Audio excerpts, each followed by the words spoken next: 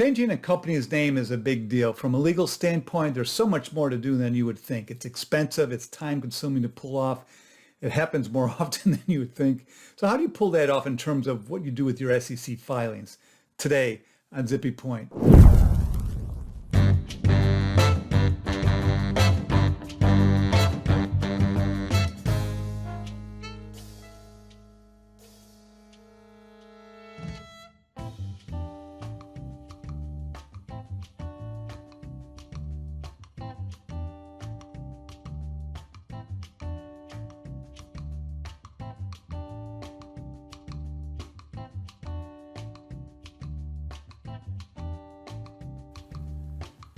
I'm Brock Romanek. I'm a big fan of yous. Man, I don't envy of you that have been through the process of a public company changing its name. The legal workload is a bear, from what I hear. I've never had to do it. So you start with all the state law filings, not just the state where you're incorporated, but you need to reserve and maintain the new name in other states as well. And then you need to handle the actual name change, amending your DBAs, your doing business as is, amending your qualifications to do business. You're doing this in multiples too if your subsidiaries change their names as well, which often happens because you have ex-corp subsidiary, usually subsidiary names include your main company's name and then like some twist on it. So it's multiples. So you'll probably change the name for all your employee plans too, all your policies, revising, all that standard stuff that you deal with regularly, like the employee handbook and any employment agreements you have. There isn't a legal requirement for you to revise the names of your employee plans, update your employment agreements, etc., but many companies do. And I won't get into all the other legal stuff like the intellectual property stuff, trademarks, the list goes on and on. We're just dealing with the SEC filings here. So before we get to the things that you need to do with your SEC filings, let me talk about a few items that are preliminary matters in that area. One is shareholder approval for the name change. You'll need to decide how you structure the deal to pull off the name change, if you merge with a shell corporation or not. The structure matters because it will help you determine whether you need to obtain shareholder approval for the name change. And to figure out that, what you're required to do, you're going to have to research the state laws where your company is incorporated.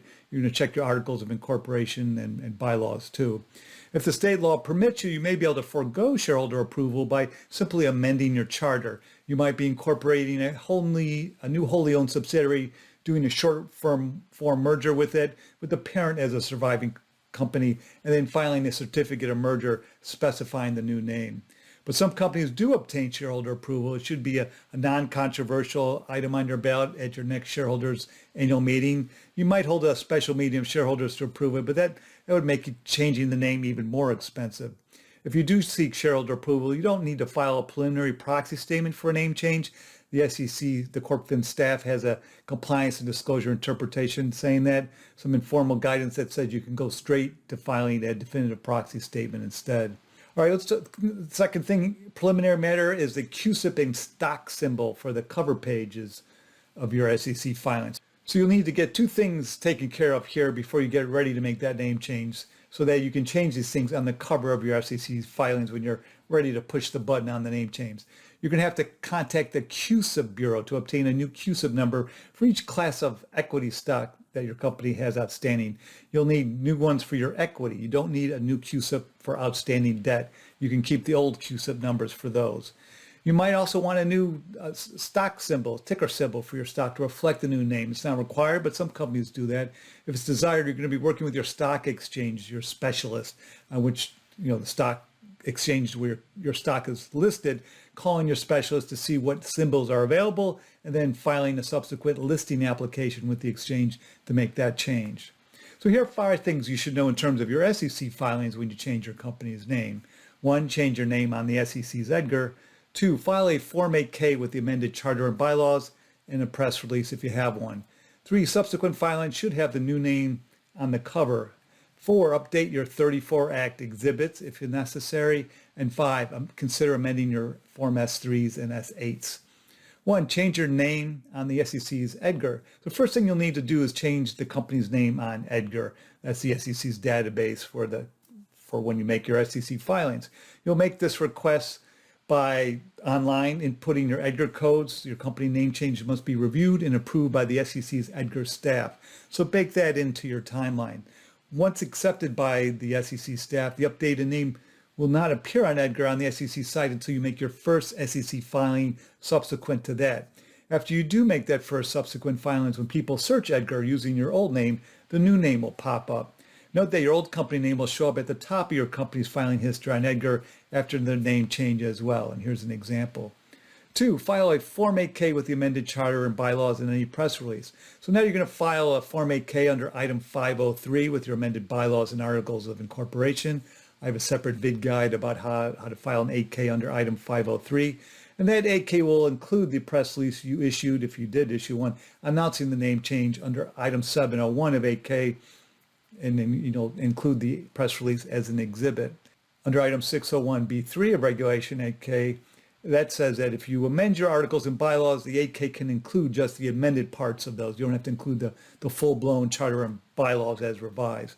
However, many companies go ahead and do the full boat. They include their full charter and bylaws. And here's an example. But some don't. This item 503 8K that you file will sometimes have the old company name on the cover. Sometimes it'll have the new name. That's your preference. I've seen it done both ways.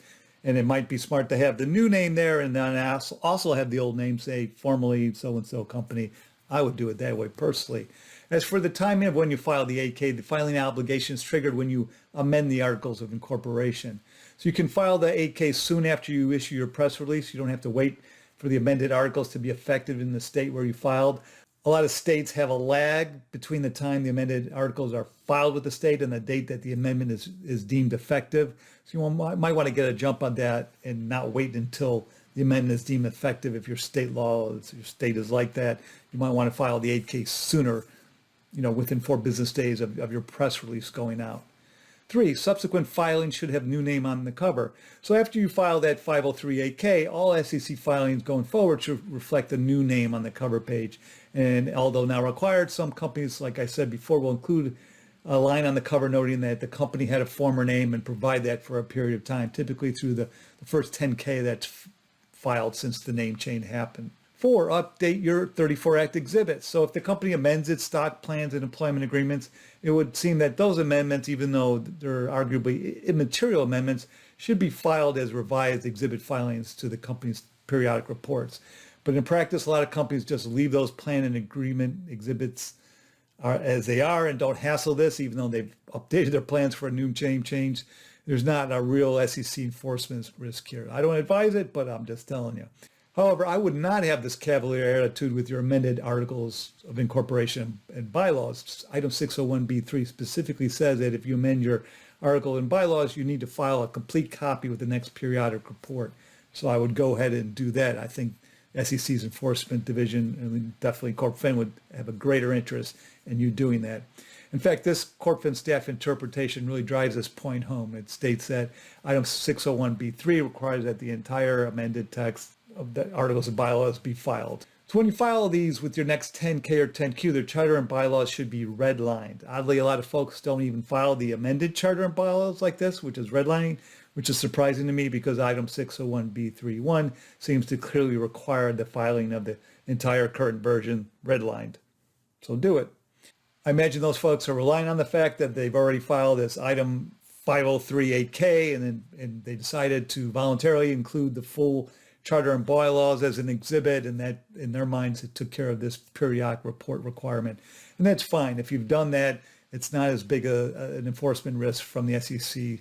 Maybe CorpFin would comment if noticed, but it's a technical thing really because you've got it on file. And my guess is that it doesn't happen a lot in practice, is that it's an oversight in most cases. It's not even intentional. 5, consider amending your Form S3s and S8s. So let's talk about whether you need to file a new or amend standing S3s or S8s for change of names if you made changes in the name to your plans. Most companies file a new S3 for things like a DRIP if they have one, and a new S8 for things like a company stock fund for the 401k plan, even though they've already filed that 8K for the name change. And whether you do this depends on how the name change was accomplished, I believe. I've never had to do this myself, so take it with a little grain of salt. You shouldn't be relying on any of my videos for legal advice. You and I do not have an attorney-client relationship. This is just a guy talking in his son's old bedroom.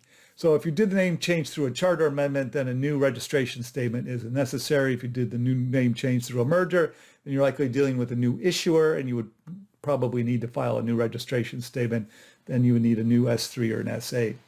Assuming you met the criteria in Rule 414, a 33 Act rule regarding successor issuers, you could also file post-effective amendments to existing registration statements. So if your analysis shows that you don't have to file a new registration statement, you don't have to do anything with your existing S3s or S8s, assuming you file that 8K when you change the name, and you don't have to file a post-effective amendment if you don't want to. But the next time you did file a post-effective amendment, you would use the company's new name on it. And even though you haven't filed a post-effective amendment, you should change the company's name on the prospectus that you distribute to employees. Otherwise, that might be confusing to them because that's the old company name. Why do you have the old company's name on this prospectus you're handing me, even though we changed the name 5 years ago, right? Good night, Detroit.